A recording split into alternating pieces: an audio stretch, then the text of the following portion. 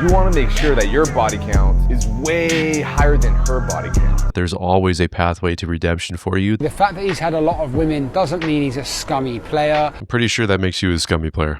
He's got that out of his system. He's now ready to settle down. We got ourselves a British lad here. He's from the UK. There's this message going around that sex is like this all-you-can-eat buffet, that you should just try it all out, figure out what it is that you like, and then when it's not enough, you just move on. But what people don't seem to talk about is the damage that this actually does to your heart. No one tells you about the emptiness that comes after, or how this is going to affect you in your relationships in the future. And unfortunately, the world seems to call this freedom, but I think really what we see is people numbing themselves out, people breaking themselves down into a million pieces just to feel whole again. And it really hurts to watch, because I think so many of us have felt that way, myself included. In saying that, I want to take a step back and kind of look deeper at what it is that our culture is saying and how Jesus offers us something so much better. Okay, here we are at the first TikTok. It reads, why you should have a high body count. Here we go. Why you should have a high body count. You want to make sure that your body count is way higher than her body count. If you're with a girl and her body count is higher than yours, you're going to feel hurt. You're going to feel upset. You're going to feel that you haven't lived enough. And that will affect how you behave with that girl. You'll get needy, jealous, whiny. So make sure to have a high body count to prevent all those things, but make sure you do it safely. And before I respond to this, I just want to take a moment and kind of, I guess be a disclaimer here of, if you're somebody that has a high body count, or you feel like there's no chance of redemption for you, or you're beyond, forgiveness, or you kind of feel this kind of hopelessness, I just want to make it very clear right now that there's always a pathway to redemption for you, that there's always salvation found in Jesus, that bridge is always built for you and it's available for you to go across whenever you feel like it, right? All Jesus demands is that you surrender. So I just want to make that very clear. Like, I don't say these things to make you feel bad or to make you feel guilty or shame. I want you to find freedom in Jesus at the end of the day. And yes, I'm just starting right out of the gate here with that salvation message, because I care about all of you watching this video. And if you are that person who feels that guilt or that shame, please know that there is always salvation in Jesus. With that said, what I immediately see as the problem here is he's treating having a body count almost like this currency to protect himself, that the more of this currency he has, then the more he can feel comfortable with the fact that maybe he's dating a woman that has a higher body count, and that he doesn't have to compete in this sort of egotistical way in thinking that he's inferior to whoever he's dating by having a smaller body count. He's not, it's almost as if he has this sort of rivalry with whoever he's dating, and he's competing with whoever he's with. And that's not a healthy relationship. I think we all can see that. I would strongly recommend, not that this guy's watching this video, but it really hurts to see somebody making this choice. And not only that, but telling other guys to do this. Like, it's not a good way to go. It's not a strong foundation to build for any of your relationships that you plan to have. Jumping over to the comments here. Thankfully, a lot of people are pushing back on this guy. So that's a good thing to see. That gives me some hope. We got, let's see, this is a rare L, bro, but you got it next time. We got William, I hope he isn't serious. And then we got smiley face, just smiley face. Says L take, TBH. And then let's see, we got smart man. Nope, definitely not good advice. Don't follow this. If you want a lot of baggage and you want to create a lot of friction in your relationships, then by all means follow what this guy's saying in the video. But I would say you can kind of recognize how this is not a good foundation to have in any relationship.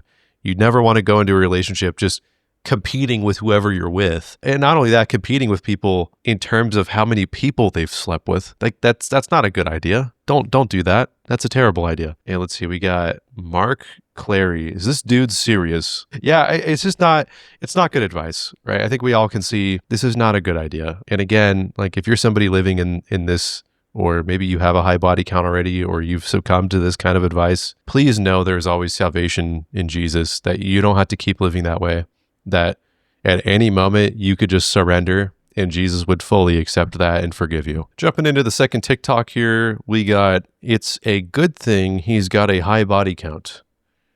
Here we go. What's up, guys? So this is the reason why it is a good thing if that guy you are seeing has a high body count. We got ourselves a British lad here. He's from the UK.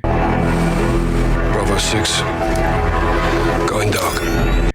And by high body count, we mean he's slept with a lot of people. So firstly, the fact that he's had a lot of women doesn't mean he's a scummy player. Let's be real, all guys would have loads of sexual conquests and have sex with loads of women if they could.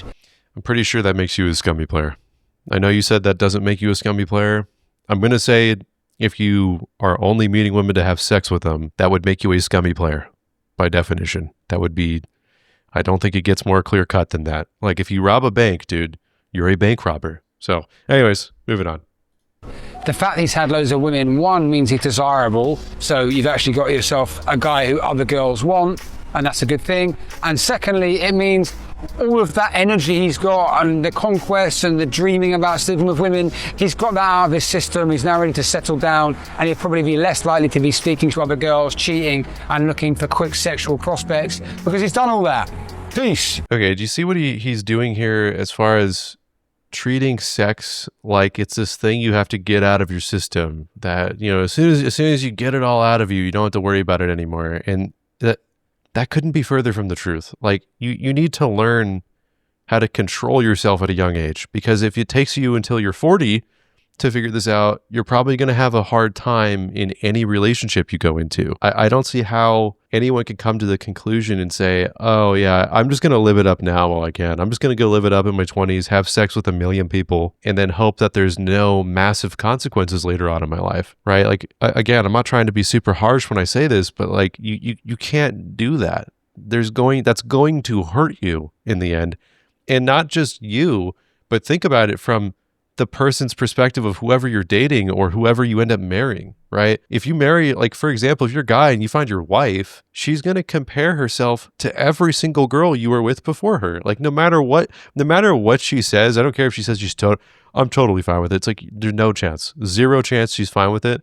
She's going to compare herself to every girl that you've been with for the rest of your life. Okay, let's go ahead and read a few of these comments here. We got Sunshine All Day Long says, totally disagree. So that's, well, hey, so far I'm seeing here that a lot of these people are disagreeing. So that's a good thing. That gives me some hope, like we saw in the last one. So I'm glad people are pushing back on this naturally. That's a good sign. We're not in total decline. That's good to see. Let's see what else we got. Let's see. I'm kind of just reading some. One final woman would definitely not be good enough. He needs validation all the time. His going to be hard work, no period. I kind of understand what you're saying, but not really. I'll be honest with you. I don't really know what you're saying. Don't know. Let's see what we got. This is bad logic. Regardless of desirable he is, he needs to be manipulative to get that. Yeah, I mean, that's true. Like, you shouldn't be just manipulating women to have sex with them, dude. I feel like that's kind of intuitive. And the next one, it says, nah, it's definitely not Lamau. Okay. So this is good. Good to see. I'm glad to see that there are people who are still normal and, not totally lost here. So that gives me some hope. I'm going to reiterate this again because I think it's really important. But if you feel like, again, you're beyond forgiveness or you're beyond hope or you don't think you're worthy enough to surrender anything to God, that why would he ever forgive you? And why would he forgive you with all this guilt that you're carrying? He will always give you the opportunity to lay that down, to let go of that weight that you've been carrying, and he will actually take that weight off of you. So please know that when you watch this and you hear my critiques of these two gentlemen in the video, it comes from a place of, one, I love those two guys even though I don't know them and I disagree with them. And I love you, the viewer watching this video, and I care about you, even if I haven't met you, because I know that God has good plans for your life. And I know that regardless of what darkness you've been carrying, of how heavy that weight has been on your back, Jesus will always give you the opportunity to let it go and to give it to him. And you have to stop carrying this all on your own, thinking that you're all that you've got, that there's no one else here for you in your life. And what I really want, hopefully everyone watching this video to take away, is that lust promises satisfaction, but it can never deliver. And in a way, it's like salt water, whereas the more you drink salt water, the thirstier you get, and the more you need hydration. Like, it doesn't hydrate you at all. And I think so many of us are in this position where we're not even chasing pleasure anymore. We're just trying to flee from this emptiness that we feel every single day, this soul level hole in our heart that nothing in this world can ever seem to fill. And scripture doesn't just call this sin, it calls it slavery. And the scripture I think of is 2 Peter 2:19. It says, they promise freedom, but they themselves are slaves of depravity. And in saying that, I think a lot of us chose this, myself included. I'm guilty of living in this kind of lifestyle and darkness. And I think deep down when we were living this way, some of us thought we liked it, and that it was like pleasing and satisfying, and it made us comfortable for a time. But then that comfort quickly fades away, and it's not enough, and you're back to drinking the salt water again. And if that's you, understand there's good news, right? Jesus didn't die for perfection or this expectation that we would just be perfect when we come to him, that we would have made no mistakes, that our slates would be totally clean, and that there would be no flaws or issues in our life. Like, he knows that we're going to bring these burdens, these sort of dark caverns in our heart. He knows that. And in saying that, like, he died knowing that we were going to live in darkness and in sin and in utter rebellion of everything that he's done for us. And he still opens his arms and says, you're welcome to come home and let me take the weight off of you. But all he demands from you in return is for you to just surrender and to stop carrying this weight on your own, thinking that you're going to find validation and answers in the people of this world or the things of this world or the standards of this world. It will never fill that hole in your heart. Only Jesus can. And if you made it this far in the video, I really appreciate you sticking around and watching. If something stuck out to you at all, or you had a thought, or maybe there was something else you wish I would have covered, please let me know in the comments. Like, I'm not perfect. I don't get everything as right as maybe I wish I could, but by all means, let me know in the comments. Like the video, subscribe, share it with your friends, and I hope you have a great rest of your day. God bless.